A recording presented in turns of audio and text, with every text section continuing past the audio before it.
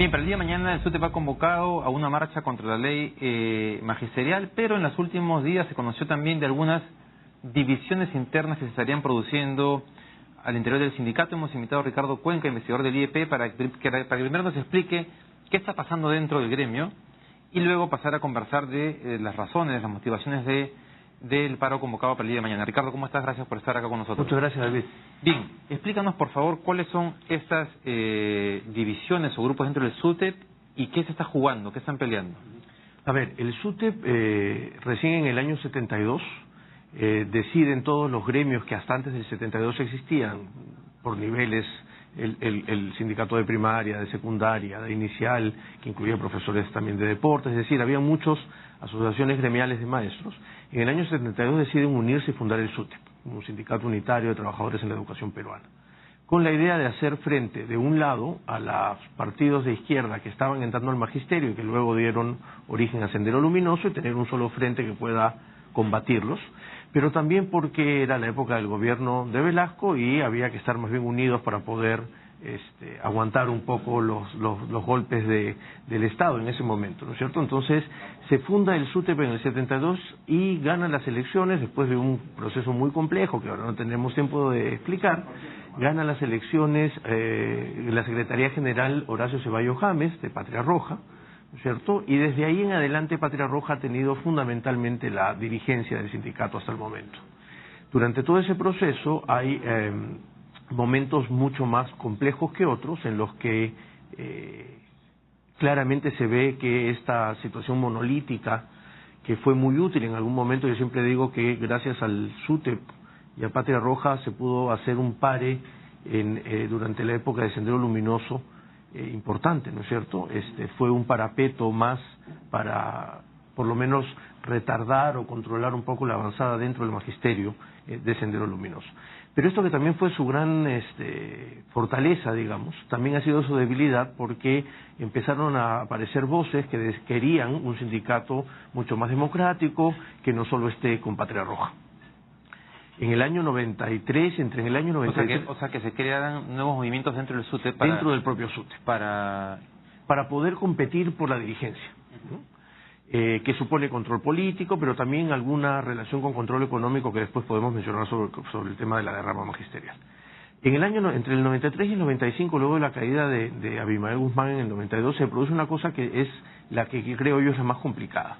Y se empiezan a gestar movimientos más bien muy cercanos a Sendero Luminoso al interior del magisterio. Hay que acordarnos que Sendero Luminoso utilizó al magisterio como una correa de transmisión para muchas ideas durante la época del conflicto armado. Y entre el 93 y el 95 se buscan estrategias para poder salir a capturar algo del magisterio para las ideas senderistas.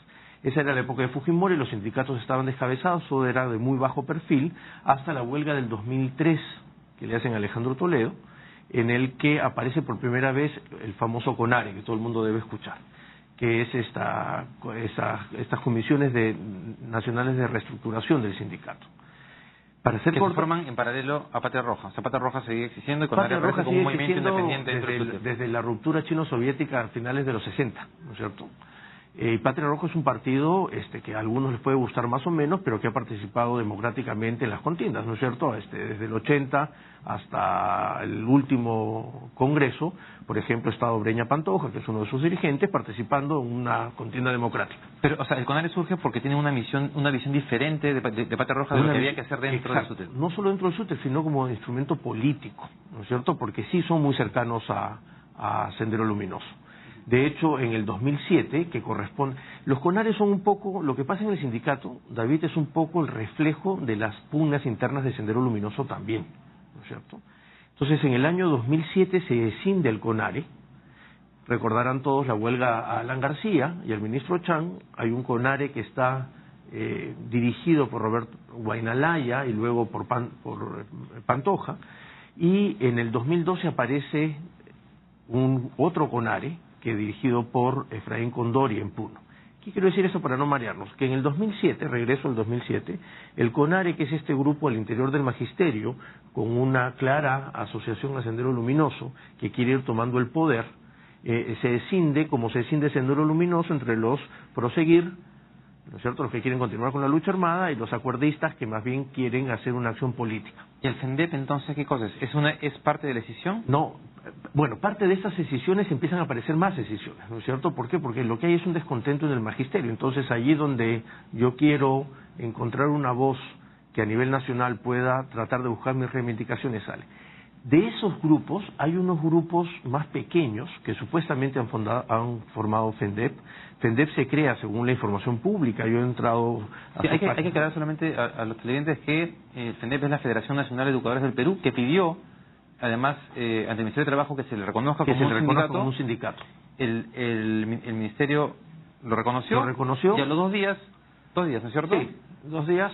2 o 3 días, señaló que después de la denuncia, después de la denuncia pública, de aparentes, de supuestas vinculaciones con Sendero Luminoso. El 25 de abril supuestamente hay la inscripción. A los pocos días sale el sindicato del SUTEP, el profesor Villena, que es el secretario general, y dice: miran, acá el Ministerio de Trabajo ha autorizado el funcionamiento de un sindicato asociado a Sendero Luminoso. Rápidamente la ministra Ana Jara, ¿no es cierto?, reacciona y piden la cancelación de esta inscripción. La verdad es que a ciencia cierta no se sabe porque no hay mucha información de FENDEP, ¿no es cierto? Pero no hay evidencias concretas. No hay evidencias concretas que sea Sendero, tampoco hay evidencias concretas de lo contrario, por decirlo de alguna manera, porque es demasiado expuesto. Yo tengo acá, por ejemplo, el único comunicado que tiene FENDEP hasta este último momento, porque FENDEP, según esto, se funda en diciembre del año pasado.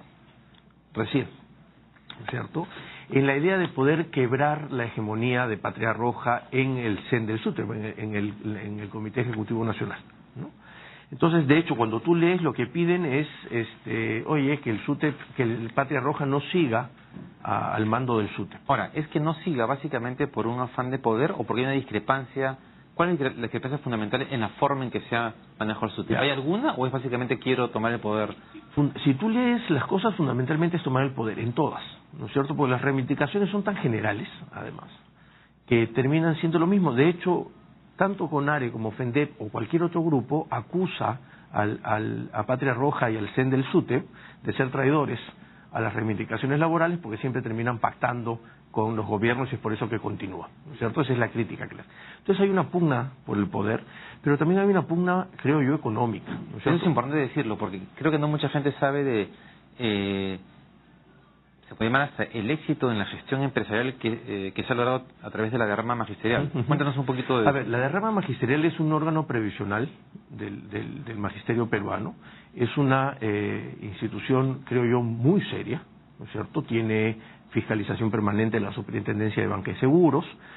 Todas esas informes anuales pasan muy bien. Es decir, es una institución muy seria que lo que hace es ofrecer previsiones a los maestros y ofrece un paquete que van desde investigaciones, acaban de publicar 15 tomos de la historia de la educación peruana, no es poca cosa, hasta préstamos para los maestros de viviendas, etcétera, etcétera.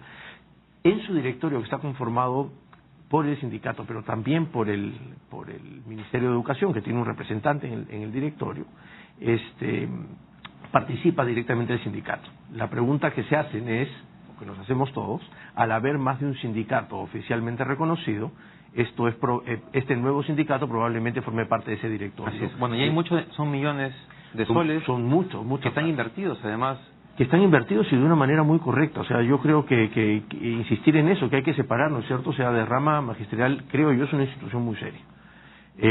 Y gana dinero porque es una empresa, ¿no es cierto? Y la reinvierte y tiene muchos hoteles que eran los antiguos hoteles. Pero ibas al punto en que hay una especie de pugna por el poder, pero también un interés en la gestión de estos recursos. En la gestión de estos recursos, ¿no es cierto? Entonces, lo que yo he sostenido estos días es que lo que hay es una evidencia de una necesidad de recomponer el sindicato. En términos de fortalecerlo institucionalmente, yo creo en los sindicatos como un actor político y social importante en los sectores. De hecho, el propio SUTEP, a diferencia de lo que la opinión pública cree, ha participado en estos últimos años en procesos muy importantes, aportando desde su perspectiva a la elaboración del proyecto educativo nacional, a la elaboración del marco del buen desempeño docente, y entonces se necesita un sindicato. Ahora es verdad que se necesita fortalecerlo, porque sin tener mucha alarma, el problema es qué sucede si se empiezan a inscribir, porque la norma, si uno revisa la norma del Ministerio de Trabajo, es una norma muy elemental, casi de procedimientos, ¿no? ¿Qué sucede si empiezan, no hablo por FENTE porque no tenemos las pruebas, pero sí por algunos CONARE que sí están asociados a Sendero, lograr inscribirse, ¿no es cierto? Que por supuesto no es lo que queremos.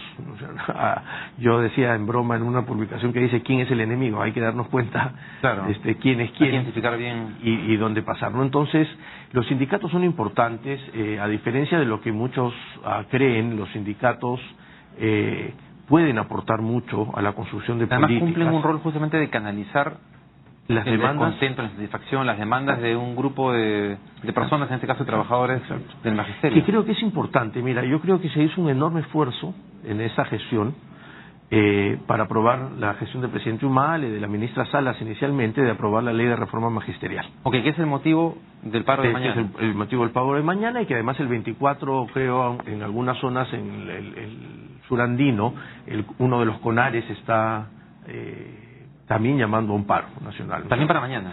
No, para 2 días el 24, después. Es el jueves. Claro, que es la fórmula que hace CONARES. En todas las huelgas siempre se cuelgan de la del SUTEP, digamos, ¿cierto? Porque por sí solos no tienen capacidad de convocatoria ni de movilización. Y los medios de comunicación rápidamente le van a sacar su vinculación con Sendero, y entonces eso aplaca un poco su iniciativa de hacer paros.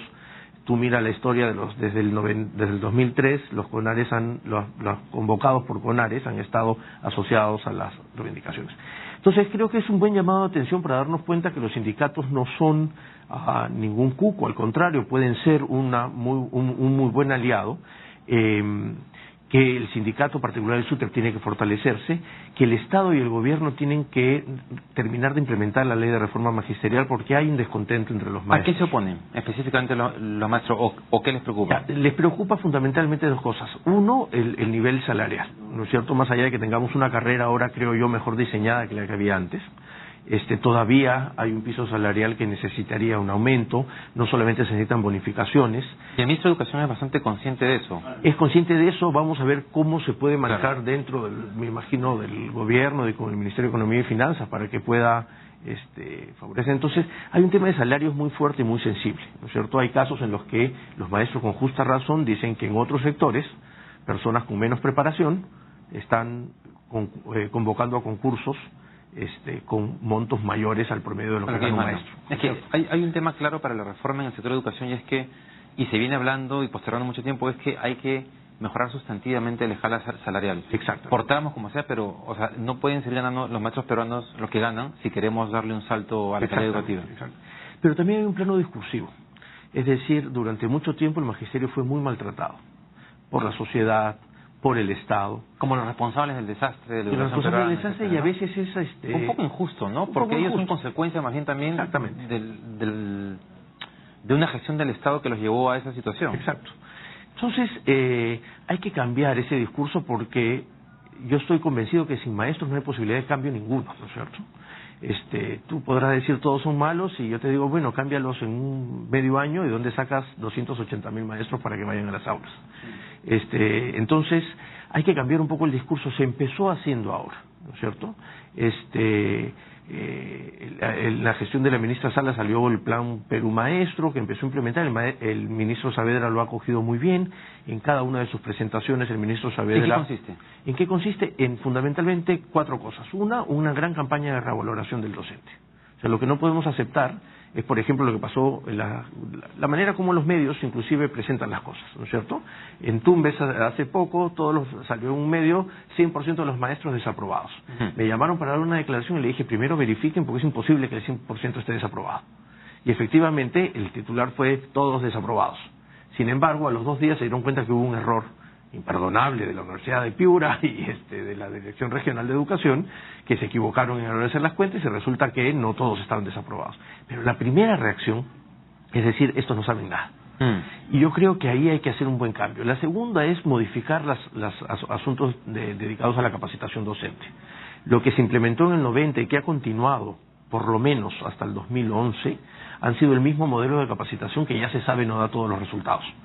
¿Cuál es su principal deficiencia? En que finalmente lo que se hacen en estas grandes campañas masivas, ¿no es cierto?, que se llamaban en los 90 Plan CAP y en la época de ahora en el segundo gobierno de Alan García, PRONAF CAP, son grandes talleres con visitas a las aulas en los que universidades supuestamente preparadas empiezan a transmitir un conjunto de conocimientos a los maestros.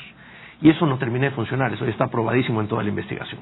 La idea es hacer cosas más caras, por supuesto, pero hay que invertir, ¿no es cierto? Como el acompañamiento docente, que hasta ahora, según los resultados, parece que tiene una correlación importante. Entonces, hay un paquete de revaloración del maestro que tiene que venir acompañado también para evitar que grupos que tienen intereses distintos y que no queremos, parecidos a Sendero Luminoso, puedan captar todo este descontento del magisterio, ¿no? Nos acabó el tiempo, solamente quiero hacer un comentario respecto a lo que ha señalado, porque hay programas que se han impulsado desde el ámbito privado, como Escuelas Exitosas de IPAE u otros, que es interesante, porque cuando tú les preguntas con qué docentes han logrado hacer el cambio en la calidad de la enseñanza de los alumnos, te dicen con los profesores que estaban ahí. Simplemente los hemos acompañado, les hemos formado, hemos trabajado con las familias, y lo que te demuestran es que no hay que cambiar a todo el magisterio, hay que hacer un trabajo que nunca se ha hecho desde el Estado. Bien, queríamos conversar contigo de la ley universitaria, pero se nos ha acabado el tiempo. Seguramente va a estar en el debate del Pleno en las siguientes semanas y ya habrá oportunidad de conversarlo. Muchas gracias, Ricardo. A ti, David, gracias. Gracias por haber aclarado el panorama.